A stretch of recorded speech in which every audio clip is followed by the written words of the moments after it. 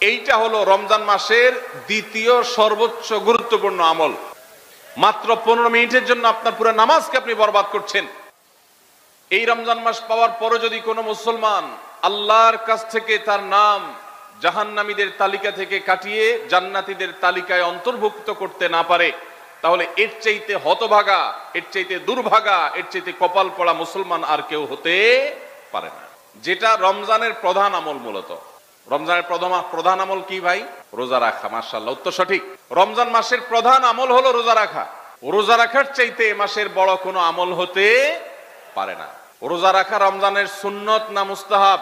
ফরজ। ফরজ মানে হলো আল্লাহর সেই নির্দেশ, যেই নির্দেশ লঙ্ঘন করলে জাহান্নামের শাস্তি অবধারিত, জাহান্নামের শাস্তি এড়ানো যাবে না, যে নির্দেশ মান্য করা আবশ্যক, এরকম একটি ফরজ।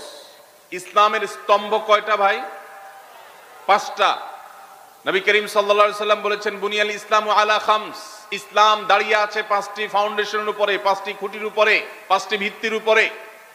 সেই 5টি ভিত্তির 1 নম্বর হলো শাহাদাতি আল্লাহ ইলাহা ইল্লাল্লাহ ওয়া আন্না মুহাম্মাদান রাসূলুল্লাহ।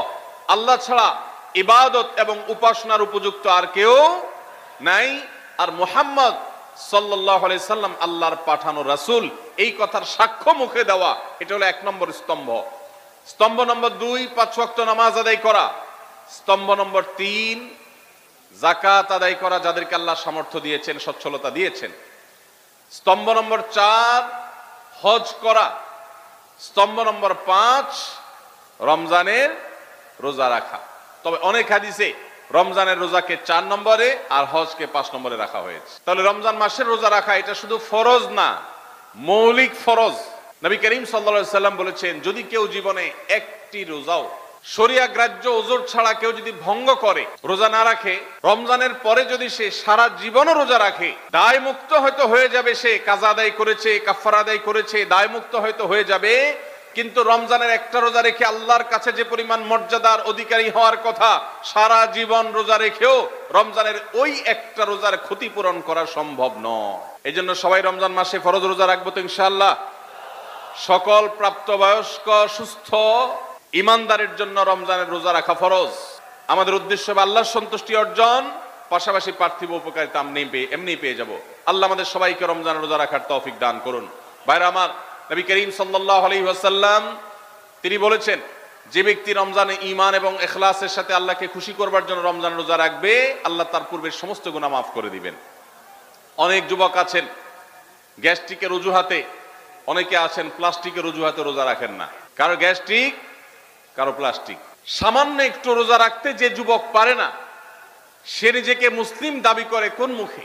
মাত্র 12-14 ঘন্টা যে না খেয়ে থাকার মতো চ্যালেঞ্জ নিতে পারে না, সে আবার কিসের মুসলমান দাবি করে নিজেকে? এই জন্য ভাইরা সবাই রোজা রাখবো তো ইনশাআল্লাহ।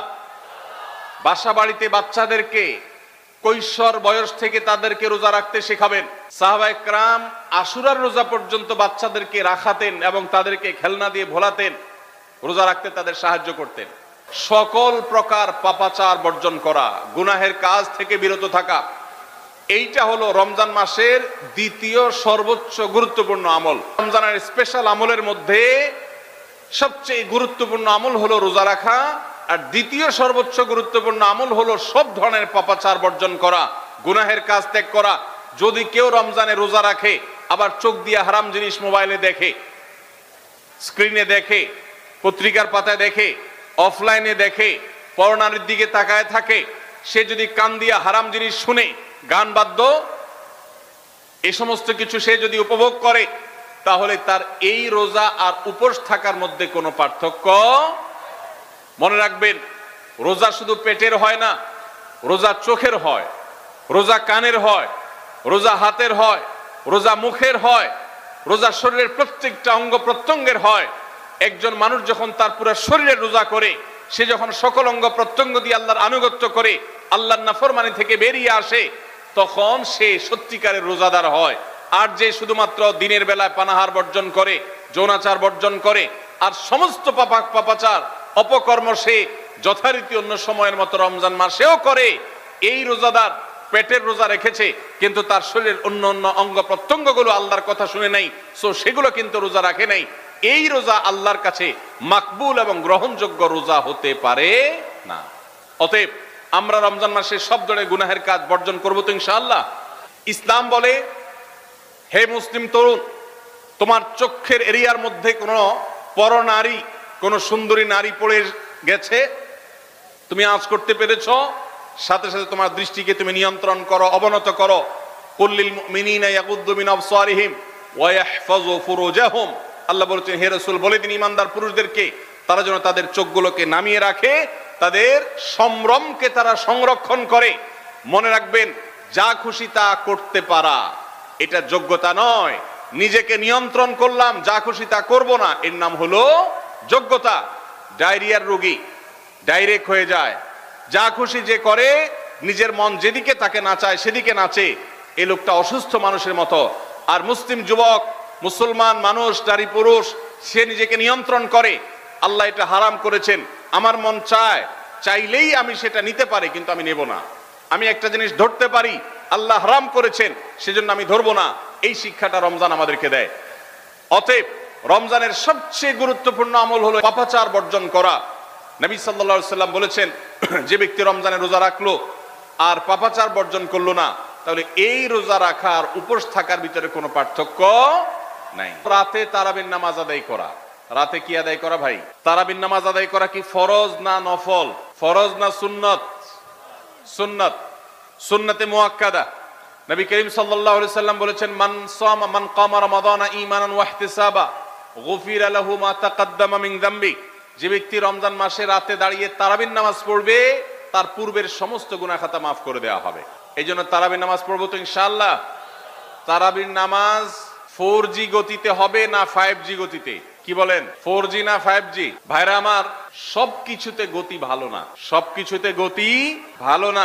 নেটের গতি যত বেশি হয় তত ভালো, কিন্তু নামাজের গতি, ইবাদত, সিজদার গতি, তারাবির গতি যত কম হয়, যত ধীরে ধীরে হয়, ভাবে হয়, তত আল্লাহর কাছে বেশি মর্যাদাবান হয়। অতএব মহল্লার হাফেজ সাহেবদেরকে তাড়াতাড়ি নামাজ শেষ করার জন্য দৌড়ের উপর রাখবেন। ক্রিকেট খেলা আছে হুজুর, আজকে একটু খেয়াল রাখেন, বলবেন। ভাইরা আমার, আমরা তারাবির নামাজের কথা যখন স্মৃতিতে, কল্পনায় আমরা ভাবি, তখন আমাদের স্মৃতিতে তুফান নীল মার্কা একটা নামাজ ভেসে উঠে, ঠিক না বে ঠিক? 5 ওয়াক্ত নামাজ এত তাড়াহুড়া করা হয় না তারাবি যত। অথচ তারাবি এটা তারবিহার এর বহু বচন, আরবি শব্দ, যার অর্থ হলো আরামের সাথে, ধীরস্থিরতার সাথে, রেস্ট করে করে যে নামাজ আদায় করা হয় তার নাম তারাবি। নাম হলো আরামের সাথে করা, আর আমরা করি ব্যারামের সাথে তাড়াহুড়ো করে। এই জন্য এলাকা এলাকা তারাবি ধীরে ধীরে পড়ার জন্য উদ্যোগ নেবেন তো ইনশাআল্লাহ। ইমাম সাহেবদেরকে, হাফেজ সাহেবদেরকে উদ্বুদ্ধ করবেন, ভাই হুলস্থুল করবেন না, কি পড়েন কিচ্ছু বুঝি না, এমন টান দেন শেষে যায় শুধু ইয়ালামুন তালামুন, আর এটা শুনে মনে করেন যে এখন স্টপ হয়েছে, এখন রুকুতে যাইতে হবে। এই নামাজ কি নামাজ? এটা তামাশা। ভাইরা আমার, স্পিডে তারাবি না পড়ে যদি একটু ধীরে তারাবি পড়া হয়, সর্বোচ্চ 15 থেকে 20 মিনিটের ডিফারেন্স